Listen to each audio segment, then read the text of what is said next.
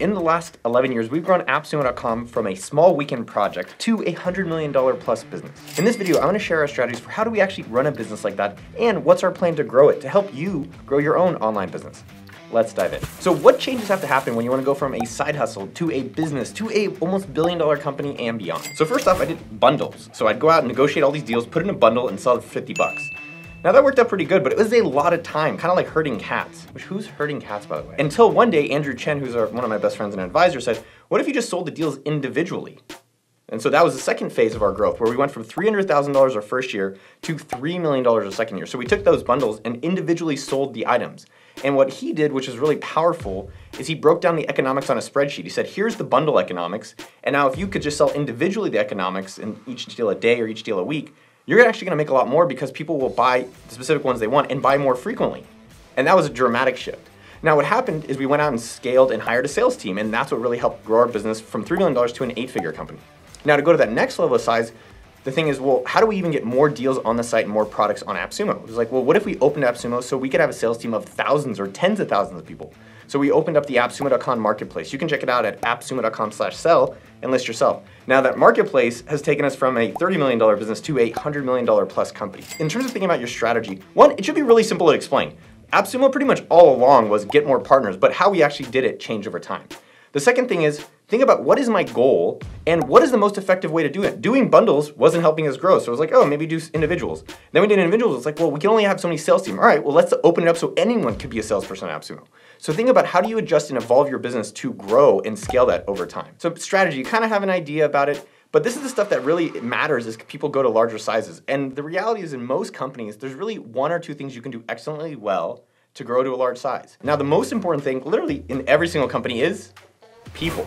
Because you're not gonna scale any of your businesses, whether you're just starting out and it's just you, whether you have 10 or we have over 100 people, which blows my mind, or 1,000 or Facebook and so forth, they have 75,000 people. People make the difference. So at a one-person company, you're really just kind of hiring anyone, and I think you should definitely practice hiring people to say, wow, what's the highest leverage or highest value or highest fun use of my time, and finding people who can do the other things that you don't enjoy doing. And frankly, you'd be surprised what other people actually may enjoy doing that stuff. So what are the key hires you need to make? One, you have to home grow your people. So there are people that just love being a part of AppSumo and they've been a part of it in the beginning and they've earned it. Now, on the other side of that though, there are people who've been to the promised land, and why are you trying to figure out so many things yourself? Just hire the people. So right now we're looking for a VP of marketing, we're looking for a VP of product, we're looking for a VP of people, we hired a VP of engineering. They've done a lot of the things that we just want to be doing. You don't have to reinvent the wheel. Andrew Chen, who's one of my best friends and investor in AppSumo, said this to me. He's like, no, instead of trying to invent 10 out of 10 things, just invent 1 out of 10 things and copy 9 out of 10 that other people have already figured out. And most companies hire a lot of people who've been experienced for a reason. So something to definitely think about there. The other thing to consider with people in your business, wherever size you are, is what is your blind spot? So at AppSumo.com, we kind of have two major blind spots at a really, really high level. One, we don't have a lot of operational history or operational experience. We don't have a lot of people who've scaled to 100 plus or 500 plus or 1,000 plus people. So we've brought on someone who's done that at Indeed.com. He's very, very experienced in that area, and he's really amazing at answering a lot of the questions that he has done tons of times, and for us, it's new. So instead of trying to find a mentor, find someone specifically that can cover a blind spot that you're facing now or you will be facing to, frankly, shortcut any of the problems that you're gonna be having. Let's say, for instance, you wanna get to $1 million this year. There's two key financing and documents you need to have. Number one, how are you actually gonna get to $1 million? How many sales? What's the price of sale? What are the different things you're gonna be selling to get to the $1 million? So you need a plan on that. If you wanna get to $1 million and you don't have an Excel spreadsheet, good luck, it's just not gonna happen. But on the other side of that, you need a budget. So if you think you're gonna get $1 million, you do need financial planning to say, well, here's all my money I'm gonna be making, here's what I'm gonna be spending, and here's what the economics look like. So that's just like the basic fundamentals. What we're doing to go from 100 million and beyond is now you need to think, how do I think longer term? So we normally do 1 year planning. Now we're transitioning to 3 and potentially in the future 5, 10-year planning. If you look at Amazon.com, they talk about 10-year plus planning. And I've got to meet people who worked on the Amazon Echo. He said they worked on it for 4+ years. Now in our startup, everything is fast mode. It's like, oh yeah, if it's not done in a month, it's not interesting. But big projects and big successes take long time, period.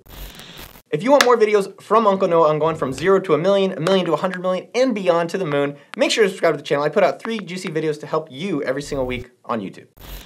The other thing to reconsider that we look at financing and money within AppSumo, and this is copied as well from Amazon, is we look to have $0 profit.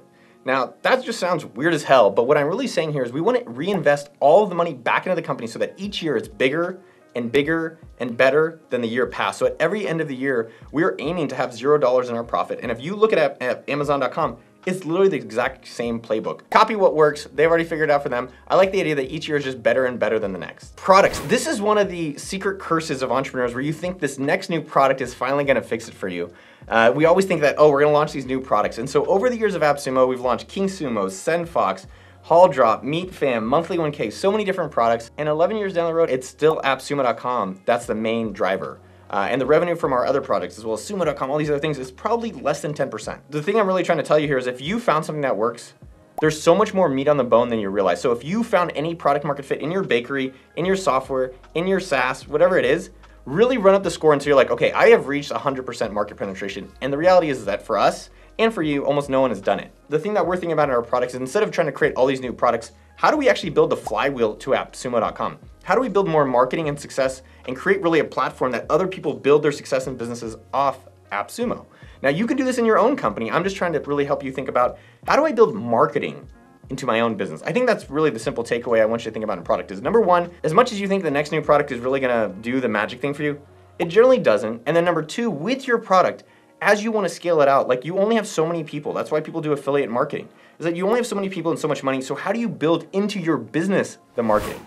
Like how do you build it so automatically around the clock, your company is just getting better and bigger automatically. So when someone goes to AppSumo.com, now we have a marketplace, they list their product on it, and as we encourage them and incentivize them, they're gonna promote their business on AppSumo, which helps them significantly, and it helps us as well. The same model works at Amazon.com and a lot of other successful marketplaces. Now, one thing to consider with that is in your strategy and how you're approaching your business, what are other business models that seem like they're working really well that maybe you can just replicate?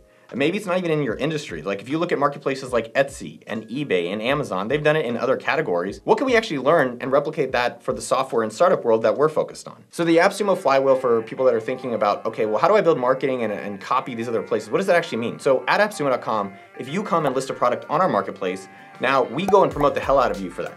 Now, when you are like, wow, I'm getting money from that, holy crap, I'm gonna promote more to AppSumo because that will grow more sales for me. Now, what that does is that brings more customers and more people in the AppSumo ecosystem, which expands the pie even more. And then more people are like, oh, that woman over there is selling software or selling her book or selling her course or selling her digital product and making a lot of money. I'm gonna go sell my course and product. And so it creates this really big and interesting momentum that keeps growing over time. Same thing that's happened in a lot of other marketplaces. If you were gonna go rent a house somewhere, where do you go online? Same thing is true for software, and that's what we're trying to do with AppSumo.com. Now, what's interesting about marketing just in general is you have to know what problem you're solving and then really who and where those people are that you're solving the problem for. So with partners, it's really identifying all the different ways that we can get partners. Maybe it's money, maybe it's finding them on indie hackers, maybe it's on Reddit, maybe it's through partnerships, maybe it's PR. The key thing with marketing that you have to be aware of is, okay, let's say you want to get 100 new partners, and really the easiest way to figure that out is, how did you get the previous 100 partners? And then do more of that. That's probably one of the keys to our success at AppSumo.com that I just don't think that we or a lot of other people keep doing. Now, a few things about going from 100 million and beyond in business that surprised me that I've got to give a call out to is the mission, vision, culture. And I'm not gonna go into the details of what ours are right now because we're actually gonna be announcing them publicly in a few weeks and we're really excited about that. But this is the kind of stuff that surprised me. I remember when I worked at Intel and they talked about culture and they talked about mission and vision. I was like, just sounds like corporate bullshit to me. I don't know if that sounds the same to you, but I have noticed as you get to 100 people and as you get to $100 million and beyond, one of the biggest things that breaks down is communication. And that was really fascinating because when it's just 4 people or 1 person, you're just starting out, you're like, yo, do this. Hey, what do you think about that? Da-da-da-da-da. And there's just things that break down as you get to 10 people, as 25, and now 100 people and beyond. And so how do you actually encourage the right behaviors today or encourage the behaviors tomorrow when no one's around? And how do you set the standard of excellence in your companies? And so that is what a mission and a vision and a tagline and your culture actually do. And it should be different in each separate company. And how you know it's working is that when you're in meetings or when you're not around, certain things where people are like, how should we behave? They're like, oh, is that aligned to our vision or not? And that answers the question of, should we work on this thing or that thing? It's like, well, which one leads to where our vision is? And lastly, our culture, which I always thought was like, why does this culture thing matter? Culture is, hey, here are the people that should come and succeed here. And then once you're here, here's how you should be behaving. So at AppSumo.com, it's stay scrappy. So yes, we have made money, we do have profit, but is there ways that you can still ask for a discount? On the other side of that, it said AppSumo should look out for your best interests. So in our company, we want a company that looks out for the people that work there. Now, there's a bunch of different things, and I might put out a video. Let me know in the comments if you're interested in learning more about our culture at AppSumo.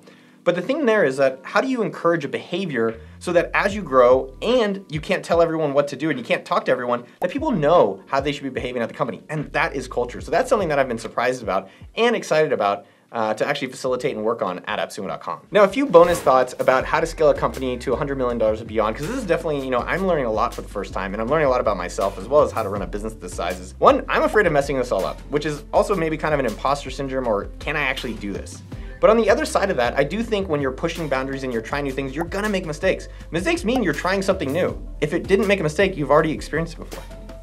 Think about it. On the other side of that, one of the things I'm really working on this week is consistency. So I'm very lucky and I've been intentional also finding people around me to support me and answer a lot of these questions, as well as there's an amazing team at AppSumo. But what I've noticed is in some of my meetings, I'm really productive and effective. In other meetings, I can either bring in an emotional state or not actually be as helpful in those situations. So what I'm doing about that is, one, I do review myself after every single one of my meetings. As well, I'm asking people to call me out if I'm being inconsistent. And in a lot of my meetings, I say, hey, can you give me feedback on what you think I'm improving, what you like I'm doing, or what you don't like that I'm doing? So I don't think I actually think big enough. Now, when I met Bill Gates at his house, I asked two questions. And one of the questions that I asked him was, is this what you imagine your life to be? I remember asking him that. I don't actually remember his answer, which sounds kind of crazy, but I never thought AppSumo would go beyond $3,000. I just try to make $3,000 a month promoting awesome products on deals and tools that I wanted for myself.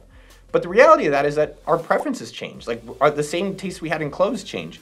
So I think the question to really think about for yourself is, what's the narrative that maybe isn't serving you today that will serve you better in the future? So for me, I have been more excited now than ever about the customers we're serving, the partners we're serving, and personally, figuring out how to run a company at this size and beyond has personally been one of the biggest growth phases of my life, and it's only been about 4 months.